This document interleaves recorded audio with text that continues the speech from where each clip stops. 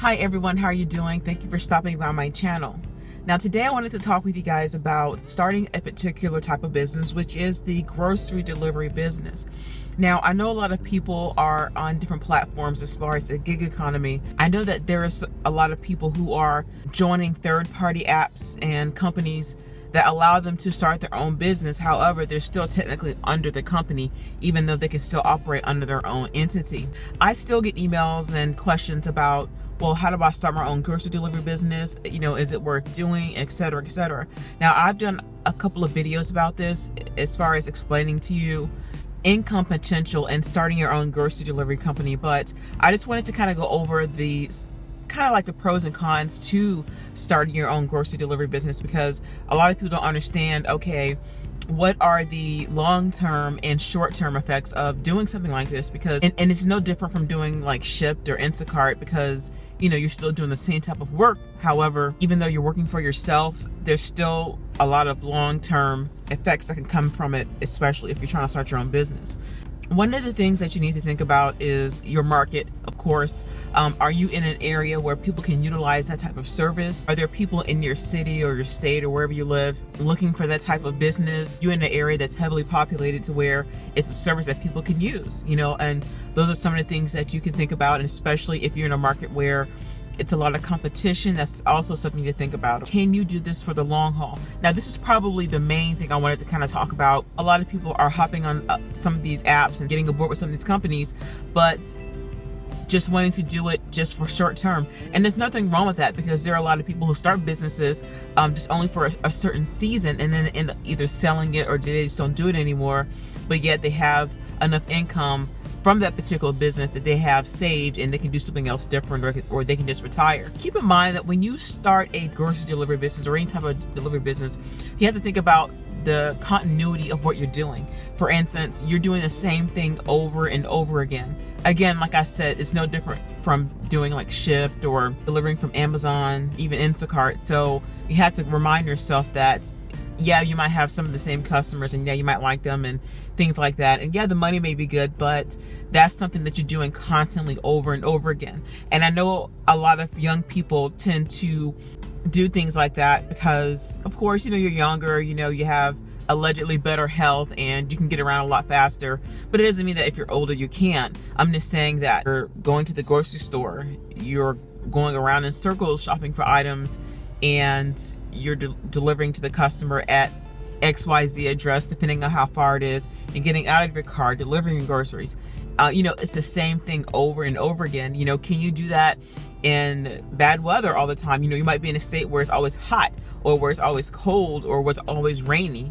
And can I do this all the time for long periods of time? Or maybe you have health challenges, and those are some of the things that you get to think about. Okay, or I have something going on in my body where it can slow me down. It happens, and so those are some of the things that you think about as well. And also, some people can't afford babysitters or childcare, and they tend to do that where they bring the child along with them. And of course, if you have your own business, that might be feasible, but I don't really know about your state laws, of course, what is and what isn't allowed. I know on most gig platforms, you cannot bring your children with you. On the grocery delivery platforms, especially like Instacart, you cannot bring your kids with you. You cannot bring anyone that's not register on the platform with you. The income potential is certainly there. I know a lot of people utilize Dumpling or like My Gig and stuff like that, and so they start their own grocery delivery company, which is great. Do know that there are several grocery delivery businesses locally here in Orlando that are not, of course, Instacart or Shipt or anything like that. They're their own entity, and they've been around for many years, way before some of these gig companies came out. They're doing very, very well, making thousands and thousands of dollars, six figures, delivering groceries. And so, but they've been doing it for a long time. And I know a company personally, and they're in Orlando, but they deliver specifically to the resorts. I live in Orlando, so this is a tourist state, so there's lots to do here. And of course, we have Disney, we have Universal Studios and other areas here in Central Florida that you can come and visit. Dizzy Dolphin, that's the name of it. It's called Dizzy Dolphin.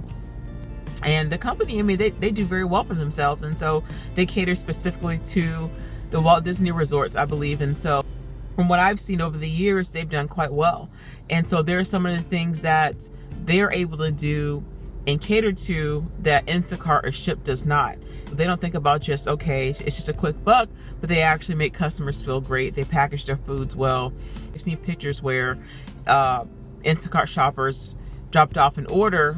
Not that it was their fault, because it's actually up to the resorts to, and put them away a certain type of way. But, the company, this grocery delivery company, just wanted to make sure that, everything was stocked well, everything was put away well, and that it was labeled properly. Not that Instacart doesn't do that, but you know what I'm saying. So, you have to think about certain things in longevity, long term, not just for a quick dollar. Is this something that you want to do for a long time? Especially with starting your own business like this, you're going to have a customer base where people are going to rely on you. They believe in you, they trust you, so they want to see your smiling face all the time. And then, of course, as you grow, you might end up hiring people, having people under you. But if you want to have a certain set amount of people that you want to deliver to on a regular basis, then of course, and you can always make the same amount of money each week, or maybe a little bit more. Some people only want to do this for a short period of time and then kind of like let it go. So with a lot of businesses, to some people, it's just a fad, and it's just quick and easy money, and you can just get in, get out, and do your own thing. But then for some, then they want to start their own grocery delivery business, and they want to do it for the long haul, at least maybe 5 to 10 years or so, and maybe pass it along to one of their relatives, or maybe even one of their friends, or even they might end up selling the business. So those are some of the things that you have to think about, guys, and also making sure that you partner with the right company, meaning that you're using the right software and that you have great support, things of that nature. So I hope that answers some questions that some people may have had. It's not a bad idea. It's a great idea, actually, to do it, and you can make some excellent money. But again, like I said, think about things for the long haul. Think about the longevity of it. Think, the marketing and stuff like that has to go into it. Think about trying to retain customers. Think about how to get customers.